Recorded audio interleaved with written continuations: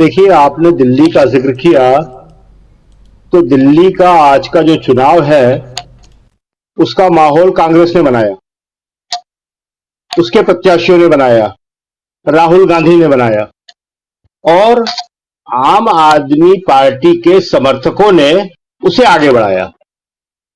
हम दिल्ली में बहुत घूमे, आज भी घूमे, रोज जा रहे हैं।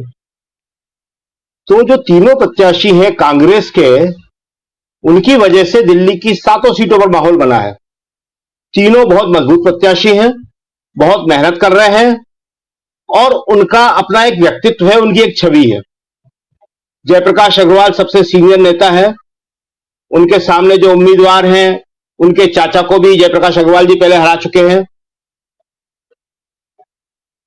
कन्हैया कुमार तो अब एक राष्ट्रीय नाम हो गए हैं, जिस तरह राहुल गांधी ने उनका जिक्र किया अपनी आम सभा में परसों।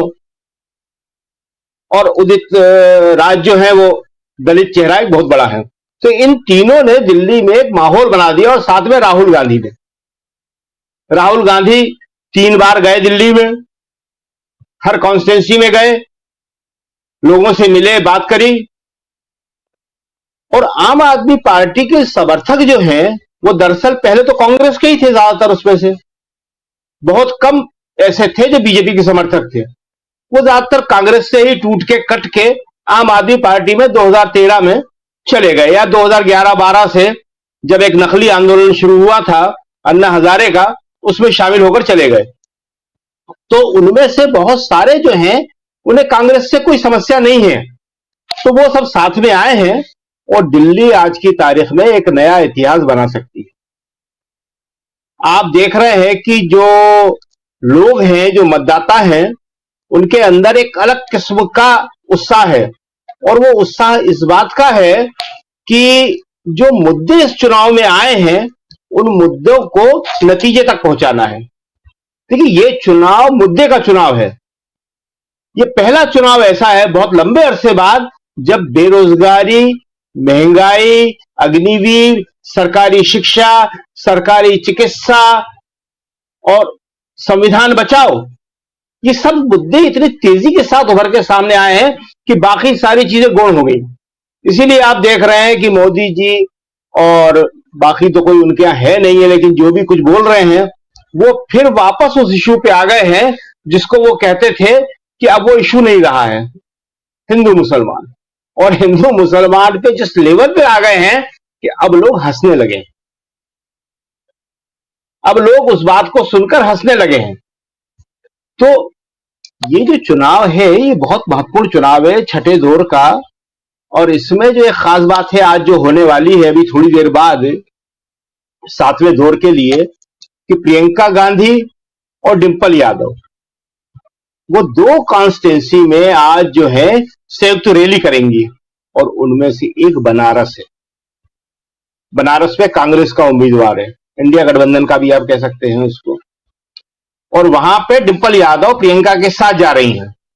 इसका मतलब कि अब बनारस में कुछ बड़े प्रोग्राम इंडिया गठबंधन के होने वाले हैं। और ये जो चीज है ये बताती है कि इंडिया गठबंधन इस चुनाव को उस जज्बे के साथ लड़ रहा है जिसे आप डू और डाई कहते हैं। इस बार करके दिखाना है, और करके नहीं दिखाया तो फिर क्या होगा ये पॉलिटिकल पार्टीज को तो मालूम है, लेकिन जनता के लिए बहुत खतरनाक चीज है कि क्या होगा। जनता का सारा विवेक हर लिया गया है। जो सबसे खतरनाक बात हुई है कि जनता के अंदर जो सामान्य बुद्धि थी, जिसे कॉमन सेंस कहते थे, वो खत्म कर दिया गया है। उसे एक ऐसा नशा पिला दिया गया है जनता को कि उसको गुड बेटर बेस्ट में फर्क नहीं मालूम, अच्छे बुरे में फर्क नहीं मालूम। उसको जिन चीजों पे ले जाया जा रहा है कि मैं अवतार हूं, अहम ब्रह्मास्मि, अल्टीमेट है ये, और खुल के अब लगातार उसी बात को दोहरा रहे हैं कि हां मैं बायोलॉजिकल नहीं हूं, मुझे किसी खास काम के लिए पहुंचाया है। और जो कल का हमने जो सुना वो तो मैं अविनाशी हूं। पता नहीं किसी ने उनको ठीक से इसका अविनाशी का मतलब बताया या नहीं बताया। अविनाशी सिवाय हिंदू माइथोलॉजी में ब्रह्मा के किसी और को कहा ही नहीं जाता। जिसने सृष्टि का निर्माण किया है वो ब्रह्मा, भगवान स्वयं, जो न कभी पैदा होते हैं न कभी मिटते हैं। उसके अलावा सब को जन्म और मृत्यु का सामना करना पड़ता है हिंदू माइथोलॉजी के हिसाब से। वो कह रहे हैं कि मैं अविनाशी हूं और अपनी तुलना काशी से कर रहे हैं कि काशी अविनाशी है इसलिए मैं अविनाशी हूं। तो स्थिति जो है वो आज की तारीख में यह है कि जनता चुनाव लड़ रही है, ये अपने मुद्दों पे चुनाव लड़ रही है ये, और उस चुनाव को लड़ने के लिए इंडिया गठबंधन ने अपने आप को तैयार किया है। वो जनता की इच्छाओं और आकांक्षाओं के अनुरूप आई है और इसलिए इस चुनाव में बीजेपी को बहुत मुश्किलों का सामना करना पड़ रहा है। एक और बात, आज अभी हम घूम रहे थे, अभी यहां आने से बैठने से पहले कई जगह गए, तो दिल्ली तो आपको मालूम है हजारों पत्रकार हैं, तो गए थे तो बहुत सारे पत्रकारों से मिलना होते ही फोन पे ही बात हो जाती है, कहां आ रहे हैं, क्या है, कहां देख रहे हैं, वगैरह वगैरह। तो हमने उनमें से जितने पत्रकार मिले सबसे पूछा कि कोई एग्जिट पोल वाला मिला? कहने लगे नहीं। जो जर्नलिस्ट के ग्रुप है, व्हाट्सएप ग्रुप है, कई ग्रुप हैं, उनमें सबने लिखा कि कोई एग्जिट पोल वाला मिला नहीं। तो ये एग्जिट पोल वाले कहां पहुंच जाते हैं और कहां से आके वो बता देते हैं 1 तारीख को कि बीजेपी को इतने वोट मिल रहे हैं और बीजेपी को इतनी सीटें मिल रही हैं। आपने देखा कि वो माहौल मोदी जी ने तैयार किया था, अब की बार 400 पार, और अब मीडिया उसको या दूसरे जो इसके विशेषज्ञ बनते हैं वो इसको आगे बढ़ा रहे हैं, प्रशांत किशोर और बहुत सारे ऐसे लोग हैं दूसरे, कि 400 पार नहीं लेकिन बहुमत तो आ जाएगा।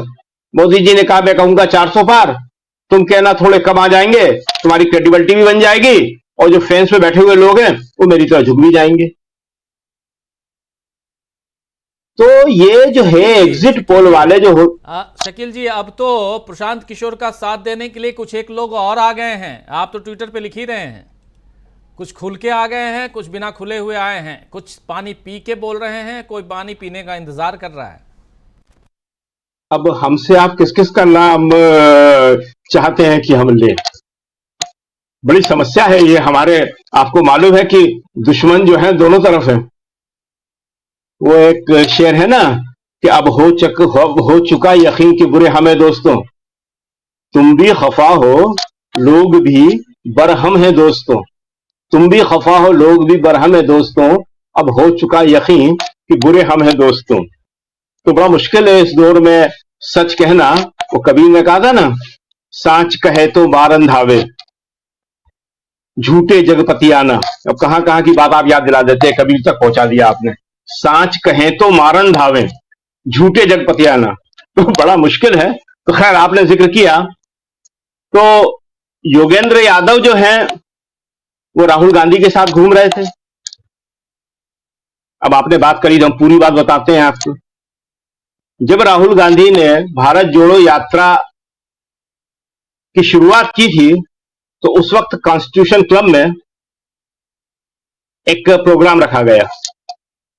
वो प्रोग्राम जो सिविल सोसाइटी, जिसको हम कभी भी मान्यता नहीं देते हैं, हमारी अपनी व्यक्तिगत ये है कि सिविल सोसाइटी, हमारा मानना है कि इस देश में जहां गरीबों की सोसाइटी नहीं बन पाई, मेहनत कश की नहीं बन पाई, किसान की नहीं बन पाई, सिविल सोसाइटी के नाम पे मध्यम वर्ग का एक बड़ा अजीब किस्म का काम था, जो अन्ना हजारे और आरएसएस के सहयोगी थे।